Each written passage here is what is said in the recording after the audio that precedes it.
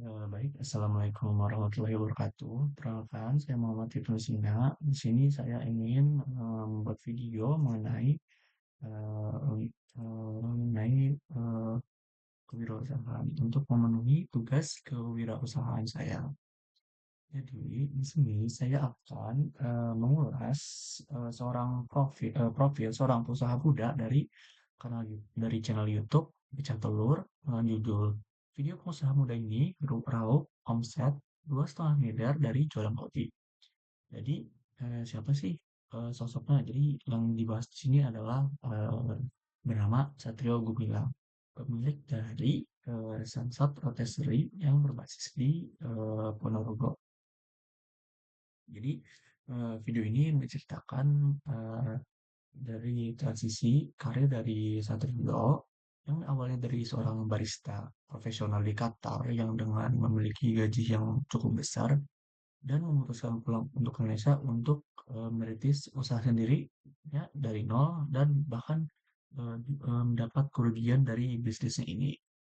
Jadi poin penting Poin pentingnya adalah saat usaha kedai kopinya pertama pertama pertama pertamanya mengalami kegagalan hingga harus tutup karena kerugian yang cukup besar.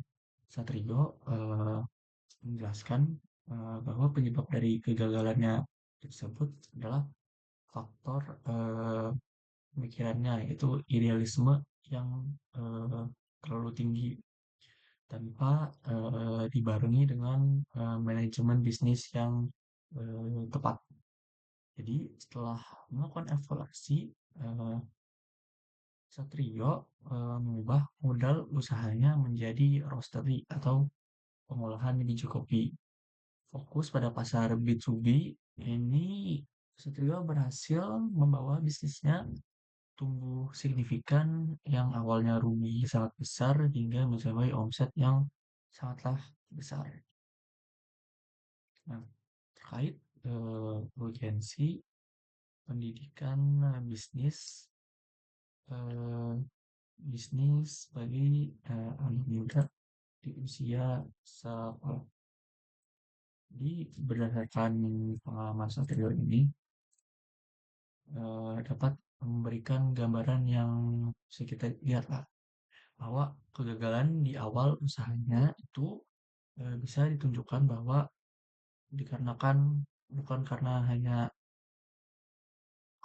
kemampuan teknis meracik kopi bukannya tidak cukup untuk melihat maksudnya meracik kopi tidak hanya cukup untuk menjalankan bisnis, namun juga manajemen yang baik. Ya, jadi menurut saya pendidikan bisnis ini sangatlah diperlukan untuk anak muda dikarenakan diperlukannya memahami dasar untuk manajemen risiko, pengelolaan keuangan, dan riset pasar.